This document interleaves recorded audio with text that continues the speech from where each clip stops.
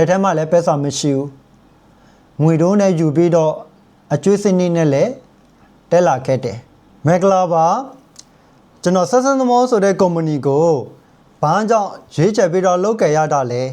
ကျွန်တော်ရဲ့ဘဝအကြောင်းလေးကိုဒီနေ့လာရောက်ပြီးတော့မျှဝေပေးမှာပဲဖြစ်ပါတယ်ကျွန်တော်နာမည်ကတော့စောနယ်လေးလို့ခေါ်ပါတယ်ခုလိုထူးခြားကောင်းမှုတဲ့ဒီနေ့ဆက်သမောဆိုတဲ့စီဝါအခွေလာမိတ်ဆက်ပေးတဲ့သူကတော့လီဒါရအကုန်မုန်းနဲ့ပဲဖြစ်ပါတယ်အလဲကိုလည်းအထူးနမလည်းကျေးဇူးတည်တယ်ခုလိုမျိုးပြောတလာအောင်ဆိုတာလာအောင်တင်ပြပေးတဲ့အလဲအစစ်စစ်ထားမှပြီးတော့အထိုက်ကောင်းသောဖြစ်တဲ့ဒီနေ့မန်းစုလက်ဝေးတို့ကိုလည်းအထူးနမလည်းကျေးဇူးတည်တယ်လို့ကြောင်းကြားချေပါတယ်ဆက်သမောဆိုတဲ့ကုမ္ပဏီကိုလည်းကျုံးစားခွေရအောင်ကုမ္ပဏီကိုဒီနေ့တည်ထောင်ထားပေးတဲ့ကုမ္ပဏီပိုင်ရှင်တထင်းဦးကိုလည်းအထူးနမလည်းကျေးဇူးတည်တယ်လို့ပြောကြားချေပါတယ်ခင်ဗျကျွန်တော်ဆိုရင်မြန်မာနိုင်ငံမှာဆိုကျွန်တော်ရဲ့စံတီကတော့ပဲခူးတဲဒီနေ့ကြောက်ကြီးမြို့ကနေနေတဲ့သူတယောက်ဖြစ်ပြီးတော့တာမာရွာလေးတရွာကနေပြီးတော့မြချီဆဲရဲတဲ့မိသားစုအသေးဝဲတဲကဝင်းဖွာလာတဲ့သူတယောက်ဖြစ်တယ်မွေးချင်းမောင်နှမကတော့ဒီနေ့9ယောက်ရှိတယ်အဖေမေ2ယောက်ဆိုရင်စုစုပေါင်းမိသားစု9ယောက်ရှိတယ်အဲ့တော့ကျွန်တော်ဆိုရင်ငယ်စီအရှိမအရာနမပညာတိုက်ချစ်တယ်ပညာတိုက်ချစ်ပေမဲ့လည်းကိုယ့်ရဲ့ညီကောင်မောင်နှမတွေအားလုံးကကျောင်းနေတယ်ကျောင်းနေတာဖြစ်တဲ့အတွက်အများကြီးပညာဆုံးကားတဲ့အောင်မသိယူခဲ့ရဘူး။ဘာကြောင့်လဲဆိုရင်အမေကအေယာလှုပ်လှုပ်တယ်အဖေကလေယာလှုပ်လှုပ်တယ်မိဘနှစ်ပါးကလည်းအများကြီးပြီးဆုံးလားဆိုတော့အများမပြီးဆုံးကျွန်တော်တို့ရဲ့မောင်နှမတွေကြတော့အများရှိတာဖြစ်တဲ့အတွက်ဒီနေ့ကျွန်တော်ဆိုလေကျောင်းနေတဲ့အချိန်ကျောင်းနေတဲ့အခါကျောင်းဝဆိုကနှဆိုလာပဲရှိတယ်တခါလေးမှဆိုရင်ကိုလည်းရှိဝိုးနေတဲ့ဘောဘီဆိုလေတစ်ထဲနှစ်ထဲပဲအကိုကဝိုးလက်အကိုချိုးလို့စီကိုကထားပြီးတော့ဝေးလက်အစမပြေဘူးအဲ့တော့ကျောင်းတဲတဲ့အချိန်မှာဆိုရင်လေဒီနေ့ကျောင်းနဲ့အေကလည်းအရာနမလည်းဝေးတယ်မိနစ်30တနာရီလောက်သွားရတယ်အစပြေတဲ့တချို့သောသူတွေကြတော့ဒီနေ့စပေးတွေစကယ်နဲ့သွားတဲ့သူလည်းရှိတယ်ကိုတွေကြတော့အစမပြေတာဖြစ်တာအတွက်ခြေချောက်ရတဲ့နေ့တွေကြတော့လည်းအများပဲအဲ့တော့ကျောင်းတဲတဲ့အချိန်တော့ကဆိုလဲကျောင်းစာဖွေးတဲ့အချိန်နဲ့ကျောင်းပြီးတဲ့အချိန်မှာဆိုရင်လေကိုနေ့စီစားနေတဲ့ဒီနေ့ထမင်းတွေဟေးတွေတော့မှမပေါအောင်ထမင်းဖြူနဲ့ဒီနေ့ငပိနေ့စီနေတဲ့စားရတယ်ကိုရဲ့တငယ်ချင်းတွေကမေးတယ်ဘာကြောင့်နေ့စီအမြဲတမ်းလို့ငပီးတွေပဲစားနေရတာလဲအဲ့တော့အဖေမေတွေကြတော့အဆင်မပြေတာဖြစ်တာအတွက်သူများလိုမျိုးဟင်းကောင်းကောင်းလေးကတော့စွမ်းချေတာပေါ့သို့တော့ကိုကအရာနမလည်းကောင်းမို့တဲ့ဟေးလိုမျိုးမစားနေတာဖြစ်တာအတွက်နေ့စီနေတဲ့ဒီနေ့ထမင်းဖြူနှံငပီးပဲစားခဲ့ရတဲ့နေ့လားအများပဲတခါတလေမှဆိုရင်ထမင်းမထိုးသွားရတဲ့နေ့မှဆိုရင်အိမ်နဲ့ကြောင်း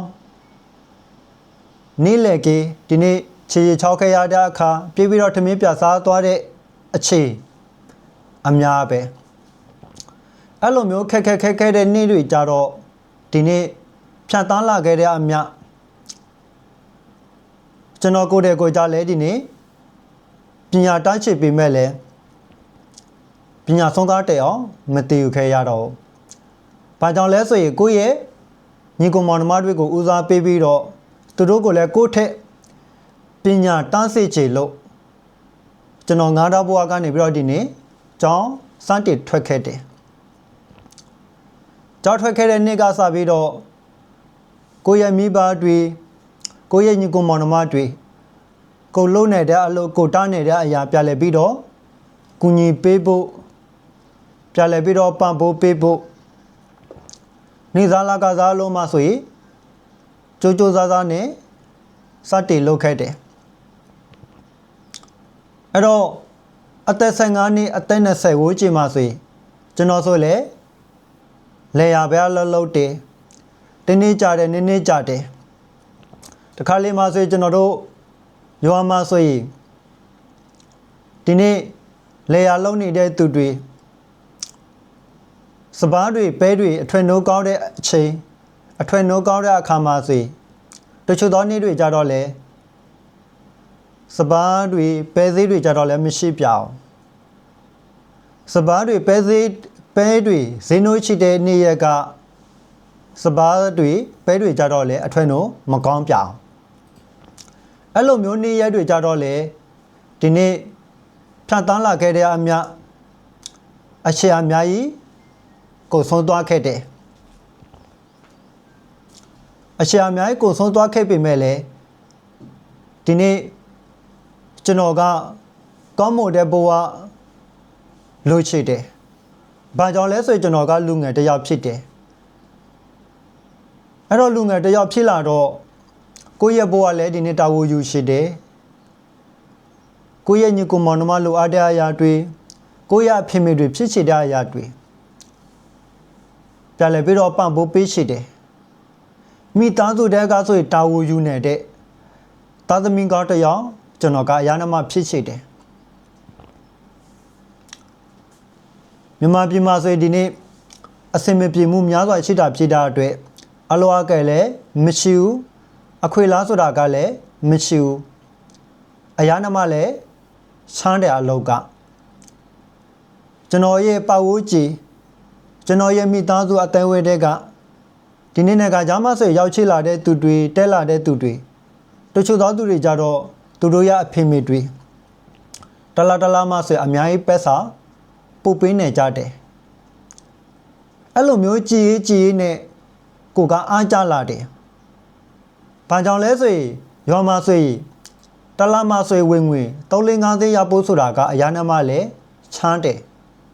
အလုံးမရှိဘူးအဲ့တော့လိုခဲ့တဲ့ဒီနေ့2019တို့ကဆိုရင်ကျွန်တော်ရဲ့အဖေအမေစီကခွေတောင်းပြီးတော့နိုင်ငံခြားမှာတက်လာမယ်ဆိုပြီးတော့သူတို့စီကခွေယူခဲ့တယ်။ဘာကြောင့်လဲဆိုရင်ကျွန်တော်ကကိုယ်ပဲစီးပွားရေးလုပ်ဖို့အရင်ကြီးအနှဲငယ်လို့ရှိတယ်။နိုင်ငံခြားမှာဆိုရင်အဖေမေကျွန်တော်က3နှစ်လောက်ပဲတွားနေမယ်။အဲ့လိုမျိုး3-4နှစ်အလိုတွားလို့ပြီးတော့ကိုယ့်ရဲ့လက်ထဲမှာစုဆောင်းဝင်ငွေတွေအများရှိလာပြီဆိုရင်မြန်မာနိုင်ငံမှာပြသွားပြီးတော့အဖေမေနဲ့အတူတူကိုယ်ပဲစီးပွားရေးလုပ်ဖို့ဆုံးဖြတ်ရချခဲ့တယ်အဲ့တော့ကျွန်တော်ကဒီနေ့မြန်မာနိုင်ငံကနေပြီးတော့မလေးရှားနိုင်ငံကစတင်ပြီးတော့တဲလာတဲ့အချိန်မှာဆိုရင်အရာနမလည်းခက်တယ်လက်ထဲမှာလည်းပဲစာမရှိဘူးငွေတုံးနဲ့ယူပြီးတော့အကျွေးစနစ်နဲ့လည်းတဲလာခဲ့တယ်အဲ့လိုမျိုးနိုင်ငံကြောင်းမဆိုရင်ကိုတဲလာတဲ့အချိန်မှာဆိုလေကိုချရတဲ့မိသားစုကိုလည်းကိုခွဲခွာရတဲ့ကိုချရတဲ့ညီကိုမောင်နှမကိုချရတဲ့သူတွေကိုချရတဲ့မြန်မာပြည်ကြီးအဲ့တော့ခွဲခွာရတဲ့အရာတွေနာကြည်မှုဘောင်းများစွာအများကြီးရှိလာခဲ့တယ်မလေးရှားနိုင်ငံမှာဆိုစတင်ရောက်လာတဲ့အချိန်မှာဆိုရင်လေအရာနမလည်းခက်ခဲတယ်သူများဘာသာစကားလည်းအများလည်းမပြောတတ်သေးဘူးလက်ထက်မှာဆိုရင်လည်းပဲစာအများကြီးမပါတဲ့အခါမှာဆိုရင်3ရက်တောင်မှထမင်းမစားရအောင်ခက်ခဲတဲ့နေ့တွေကြတော့လည်းအများပဲအဲ့တော့အလုပ်ရတဲ့အချိန်မှာဆိုလည်းကျွန်တော်ဆိုလည်းစတင်ပြီးတော့လုပ်တယ်ဒီနေ့စပွဲတော့အလုပ်ထပ်မပြီးတော့ဟိုတယ်တန်းချီကော်စားလို့အလုပ်အကဲမျိုးဆိုလည်းလုပ်တယ်အဲ့တော့အလုပ်အကဲမျိုးဆိုလုပ်တဲ့အခါမှာဆိုရင် ပုံမှာဆိုကျွန်တော်တို့နဲ့ကဂျားမှာရောက်ချလာတဲ့သူတချို့သောသူကြတော့10နာရီအလုပ်လုပ်ရတယ်16နာရီ17နာရီကျွန်တော်ဆိုလဲတရက်မှဆို17နာရီတောင်မှအလုပ်လုပ်ရတယ်ကိုယ့်ရဲ့ရွာမှာနေတို့ကအဖေမေနဲ့အတူတူနေတဲ့အချိန်တရက်10နာရီတောင်မှအလုပ်မလုပ်ရအောင်နိုင်ငံခြားမှာဆိုရောက်လာတဲ့အချိန်မှာဆိုတရက်17နာရီတောင်မှလုပ်ရတယ်မလုပ်နဲ့လဲလုပ်ရတာပဲဘာကြောင့်လဲဆိုရင်မိသားစုအတွဲဆိုပြီးတော့ပက်ဆာလာချတယ်တထေးစီကပက်ဆာလို့အားတယ်မိသားစုကိုထောက်ပပေးနေဖို့ပြလိုက်ပြီးတော့ကုညီပေးနေဖို့ဆိုပြီးတော့စိတ်ချတိခါပြီးတော့အကောင်ဆုံးစူးစမ်းပြီးတော့လောက်ကတ်ခဲ့တယ်အမှအခြေတနေ့ကြာသွားခဲ့တယ်နေ့ကြာသွားခဲ့တယ်တလားမှဆိုရင်လာစားဆိုရလားဆိုတော့အများရတယ်30တခါလေးဆိုရင်30အထိရတယ်အဲ့လိုမျိုးရခဲ့ပေမဲ့လည်းဒီနေ့မိသားစုကိုထောက်ပပေးနေတယ်ကျွန်တော်ကိုရကြည့်နေတယ်အဲ့တော့ကျွန်တော်ဖြစ်ရှိတာကကိုပဲစီးပွားလုပ်ဖို့အရင်ကြီးလာပြီးတော့ခြံတယ်ကျွန်တော်ရဲ့မိသားစုကလည်းပိုကောင်းမို့တဲ့ဘဝထားပေးစေရှိတယ်သို့တော့နေစားလာကစားလုံးမှကျတော့အခွေလားဆိုတာကမရှိပြောင်းဒီနေ့အဲ့လိုမျိုးကြိုးစားနဲ့လောက်ကခဲပြီးနောက်မိထေမတဲ့ဂျန်တဲ့ကဒီနေ့လောက်ကတဲ့3နှစ်ကျော်ကိုပြင်းနာဒီစတင်ပြီးတော့ကြုံခဲ့ရတယ်ကိုပြင်းနာဒီစတင်ပြီးတော့ကြုံရတဲ့အခါမှာဆိုရင်အလောကဲစတင်ပြီးတော့ပြုတ်ပြီးအလောကလည်းမရှိတော့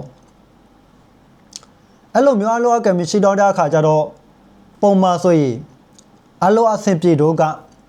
တရက်မှဆိုရင်16နာရီအလုပ်လုပ်ရတယ်ကိုပြင်းနာကြီးဖြစ်လာတဲ့အခါမှာဆိုရင်တရက်မှတန်နိုင်လောက်ပဲအလုပ်လုပ်ရတယ်အဲ့ဒီနေ့ကစပြီးတော့ပဲစားလဲစုဆောင်းဝင်မရှိတော့အလုပ်ပြောင်းလဲအလုပ်ပြောင်းလဲပြုတ်လဲထပ်မှပြီးတော့ကျွန်တော်ဆိုလဲကိုပြီးကူးဆက်ခါရတယ်ကိုပြီးကူးဆက်ခါရတဲ့အခါမှာဆိုရင်ဒီနေ့ဟိုတယ်မှာဆိုရင်တစ်ခါလေးမှာဆိုရင်10ရက်သွားနေရတယ်15ရက်တစ်လအဲ့လိုမျိုးခက်တဲ့နေ့တွေကြတော့လေသွားနေခဲရတဲ့နေ့ရက်အများပဲအဲ့လိုမျိုးအခက်ခဲမြော့များစွာကိုတင်းနေဝိုးကြည်ကြာသွားခဲ့တဲ့အခါကျတော့အိမ်မှာဆိုရင်လေအဖေမေတွေအတွက်ညီကောင်မောင်နှမအတွက်ဆိုပြီးတော့ပဲဆောင်မပူပေးနေတော့အဲ့တော့ကျွန်တော်ဆိုလဲဘာလို့ရမှလဲဆိုတော့မသိတော့လမ်းပြောင်းနေတလို့မျိုးခံစားရတယ်ဒီနေ့ဒီထက်ကောင်းမို့တဲ့အခွေရေးကိုရှိမဲ့ဆိုရင်ကောင်းမှပဲဆိုပြီးတော့ကျွန်တော်ဆိုလဲမထင်မှတဲ့ဂျန်တက်ကဖရီပိုသုံးတယ်ဖရီပိုသုံးရင်းနဲ့အိုလက်ကနေပြီးတော့အခွေလန်းရှာဖွေခဲ့တယ်အဲ့လိုမျိုးအခွေလန်းရှာဖွေခဲ့တဲ့အချိန်မှာဆိုရင်ကန်ကောင်းခဲ့တဲ့နေ့တနေ့ရှိခဲ့တယ်အဲ့ဒီနေ့တနေ့မှကျတော့ဒီနေ့ဆက်သမောင်းဆိုတဲ့နဝမာကတိစီးပွားရေးအခွေလန်းနဲ့စတင်ပြီးတော့တွေ့ခဲ့တယ်တော်တော်များများကနဝမာကတိစီးပွားရေးပြောင်းလဲတာနဲ့မကြိုက်တဲ့သူတွေကြတော့အများကြီးရှိတယ်ကျွန်တော်လက်ခတ်တယ်အဲ့တော့လူငယ်တန်းမှာကြတော့တယောက်နဲ့တယောက်ကျဲတဲ့အရာတွေဝါသနာပါတဲ့အရာတွေကြတော့မတူပြောင်းကျွန်တော်ခံယူထားတာတစ်ခုကြတော့ဒီနေ့ဒီလုံငါးမဆိုရင်ကျွန်တော်ဝါသနာပန်သည်ဖြစ်စေမပန်သည်ဖြစ်စေစိတ်ဝေသားသည်ဖြစ်စေမဝင်သားသည်ဖြစ်စေဒီနေရာမှာဆိုကျွန်တော်ကအခြေ3နှစ်သို့မဟုတ်9နှစ်အခြေပေးပြီးတော့လက်ချဘွားကနေပြီးတော့ပိုကောင်းမှုတဲ့ဘဝဖန်တီးယူလို့ရနေတယ်ဆိုရင်ဒီလုံငါးကိုကျွန်တော်အကောင်းဆုံးရွေးချယ်ပြီးတော့လုပ်ကံမယ်လို့ဆုံးဖြတ်ချက်ချခဲ့တယ်အဲ့တော့ဒီနေ့ဒီလုံငါးကိုလည်းကျွန်တော်စတင်ပြီးတော့တွေးတဲ့အချိန်မှာဆိုရင်အများကြီးယုံကြည်မှုမရှိဘူးဘာကြောင့်လဲဆိုရင်တိုင်းရင်းသားတစ်ယောက်ဖြစ်တယ်ဟိုလဲကလည်းလေးလာခဲ့တယ်ထပ်မှပြီးတော့အောက်ဖလဲရွာထီလေးလာခဲ့တယ်တောင်းပြီးတော့လေးလာတဲ့အခါမှာဆိုရင် ဒီနေ့ဒီလုပ်ငန်းကတရားဝင်တဲ့လုပ်ငန်းဖြစ်တယ်တရားဝင်တဲ့ company တရားဝင်တဲ့စီးပွားတစ်ခုဖြစ်တယ်မြန်မာပြည်သူပြည်သားလက်ရှိနိုင်ငံခြားမှာရောက်ရှိလာတဲ့သူတိုင်းလက်ရှိဘဝကနေပြီးတော့ပိုကောင်းမှုတဲ့ဘဝဖန်တီးချင်တဲ့သူတွေအတွက်စူးစမ်းလုပ်ကိုင်ချင်တဲ့သူတွေအတွက်အရာနမလည်းတိတ်တောင်နေတဲ့လုပ်ငန်းတစ်ခုဖြစ်တယ်ဒီနေ့ဒီလုပ်ငန်းမှာကြတော့အခုနိုင်ငံရာကနေပြီးတော့စူးစမ်းလုပ်ကိုင်နေတဲ့ဒီနေ့ကျွန်တော်တို့မြန်မာပြည်သူပြည်သားအားလုံးကလည်းနိုင်ငံခြားမှာဆိုရင်နှစ်ပြည့်ပြီမြန်မာနိုင်ငံမှာဆိုပြန်သွားတဲ့အခါဆိုရင်လေဒီနေ့ဒီစီးပွားကိုစူးစမ်းပြီးတော့လုပ်ကြလို့ရတယ်အသက်မွေးဝမ်းကြောင်းအာမခံချက်ရှိတယ်အလောအကဲတစ်ခုလည်းပြောလို့လည်းရတယ်အဲ့ဒီနေ့ကစားပြီးတော့ကျွန်တော်ဆိုရင်လေးလာခက်တယ်လေးလာတဲ့အခါမှာဆိုရင်3ရက်မြောက်မှဆိုရင်ဆုံးဖြတ်ရချခဲ့ပြီးတော့စူးစမ်းလုပ်ခဲ့တယ်အဲ့တော့မြန်မာမကလေးဆိုတဲ့စီးပွားလုပ်ငန်းမှာကျတော့ဒီနေ့အတွေ့အကြုံမရှိလဲဘာမှမဖြစ်ဘူးအရေးကြီးမရှိဘူးဆိုလည်းဘာမှမဖြစ်ဘူးကျွန်တော်တို့ကိုကူညီပေးနေတဲ့သူတွေပဖို့ပေးတဲ့သူတွေဆက်ခေါ်ပေးတဲ့သူတွေတေပြပေးတဲ့သူတွေကြတော့အများရှိတယ်ဒီနေ့မြန်မာမကလေးဆိုတဲ့စီးပွားမှာကြတော့အရေးနီးမရှိတဲ့သူတိုင်းမိမိတန်းနဲ့သလောက်စတင်နေတဲ့လုပ်ငန်းတစ်ခုဖြစ်တယ်အဲ့တော့ကျွန်တော်ဆိုလည်းရွေးချယ်ခဲ့တယ်ရွေးချယ်ခဲ့တဲ့အခါမှာဆိုရင်ကျွန်တော်ကိုကူညီပေးတဲ့သူတွေနဲ့လည်းတွဲတယ်ဆွဲခေါ်ပေးနေတဲ့သူတွေနဲ့လည်းတွဲတယ်အဲ့လိုမျိုးလည်းတွဲပြီးတော့စူးစမ်းပြီးတော့လုပ်ခဲ့လာတာနဲ့အမျှဒီနေ့ကျွန်တော်တို့ရဲ့အလဲစစ်စစ်ခေါင်းဆောင်စစ်စစ်အပါဝေထားမှပြီးတော့ဒီနေ့ဒီစီးပွားကိုစူးစမ်းနေတဲ့သူတဲ့စီးပွားလုပ်တဲ့အခါမှာဆိုရင်ကိုယ့်ရဲ့အတွေ့အခေါ်စအသိပညာစစီးပွားရေးအန်ဒီယာစီးပွားမဲဆက်ရှိလာဖို့လဲကျွန်တော်တို့ရဲ့ company ပန်ချီလာအများအားလို့ကျွန်တော်တို့ကို train ပြီးတော့တည်ပြပေးတယ်အဲ့လိုမျိုးကျွန်တော်ကိုယ်တည်းကိုကြလဲဒီနေ့အဖွဲ့အစည်းတွေနဲ့လှုပ်တယ်နီးစညာတဲလှုပ်တယ်အဲ့လိုမျိုးနီးစညာတဲအဖွဲ့အစည်းနဲ့အပါဝေစူးစမ်းလုပ်ခဲ့ပြီးနောက်အခုလက်ရှိမှာဆိုရင်ဒီနေ့ဒီစီးပွားရေးကို3နှစ်ကျော်4နှစ်ဝိုးကြည့်စူးစမ်းပြီးတော့လုပ်ခဲ့လာခဲ့တယ်လုပ်ခဲ့လာခဲ့တဲ့အခါမှာဆိုရင်လေအခုလက်ရှိမှာဆိုရင်လည်းလူငယ်တစ်ယောက်အနေနဲ့ကောင်းမို့တဲ့ကိုယ်ပိုင်အချစ်တွေကောင်းမို့တဲ့ဘဝတွေပတ်ဆက်ခဲ့ရပြီအဲ့တော့ဒီနေ့ဒီလုပ်ငန်းကိုလည်းငွေကြေးဆက်ရတစ်ခုတည်းပေးထားတာမဟုတ်လက်ရှိလူငယ်တစ်ယောက်အနေနဲ့နိုင်ငံခြားမှာဆိုရောက်ရှိလာတာကကိုယ်ပိုင်ဝင်ငွေတွေကိုယ်ပိုင်အရှင်တွေထားမှပြီးတော့ကျမ်းမာရေးမကောင်းတဲ့သူတွေအတွဲလဲရရှိစေတယ်မိတ်ဆွေတငယ်ချင်းကောင်းတွေအသိပညာတွေအပြေလောကကြီးမှာဆိုကိုဖြစ်ချေတဲ့အရာတွေကိုလိုအပ်နေတဲ့အရာတွေမရနိုင်ဘူးဒီလုပ်ငန်းမှာဆိုရင်ကျွန်တော်တို့မြန်မာပြည်သူပြည်သားတယောက်လူငယ်တယောက်အနေနဲ့ကိုချံဖွင့်နေတဲ့အခွေလားမှာကြတော့ဒီနေရာမှာဆိုအပြည့်ဆိုအပြေဝပေးထားတဲ့နေရာကောင်းတစ်ခုဖြစ်ပါတယ်အဲ့တော့လက်ရှိမှာဆိုလဲကျွန်တော်ဆိုလဲဒီလုပ်ငန်းကိုစူးစမ်းပြီးတော့လုပ်ခဲ့လာခဲ့တာဆိုလဲအခုကျွန်တော်ရဲ့မိသားစုတွေကိုယ်ပဲအခြေတွေလဲပြလဲပြီးတော့လဲပေးနိုင်ခဲ့ပြီးကိုချီရတဲ့ညီကိုမောင်နှမတွေကိုချီရတဲ့သူတွေကိုလည်းပြလဲပြီးတော့လဲအရှိပေးနိုင်ခဲ့ပြီးကျွန်တော်လိုမျိုးပဲဒီနေ့နဲ့ကကြောင်းမဆွေရောက်ချိလာပြီးတော့ကိုယ်ပဲအခြေတွေကိုယ်ပဲဝင်ငွေတွေကိုယ်ပဲလှုပ်လှမှုတွေလိုအပ်နေတဲ့တိုင်းရင်းသူတိုင်းရင်းသားလူငယ်တွေကြတော့လဲရှိမှပဲဒီနေ့နဲ့ကကြောင်းမဆွေလဲရောက်ချိလာနေတဲ့တူဦးတယောက်ဂျေးစီကိုလည်းကျွန်တော်လိုမျိုးပဲပိုကောင်းမို့တဲ့အခွေရေးတွေပိုကောင်းမို့တဲ့အခွေလန်းတွေပိုကောင်းမို့တဲ့ဘဝတွေကိုအကောင်းဆုံးပတ်စံနဲ့ကြားပါစေလို့ ကျွန်တော်ကပြောကြပေးရှိတယ်အခွေလန်းဆိုတာကပုံမှန်ကျွန်တော်တို့ရဲ့လက်ထဲမှာအမြင်ထားလို့မရောက်ရှိလာပါဘူးအခွေလန်းဆိုတဲ့အရာကကိုယ့်ရဲ့လက်ထဲမှာရောက်ရှိလာတဲ့အချိန်မှဆိုရင်အဆင်ပြေတဲ့အချိန်မှစတင်ဖို့ဆိုတာထက်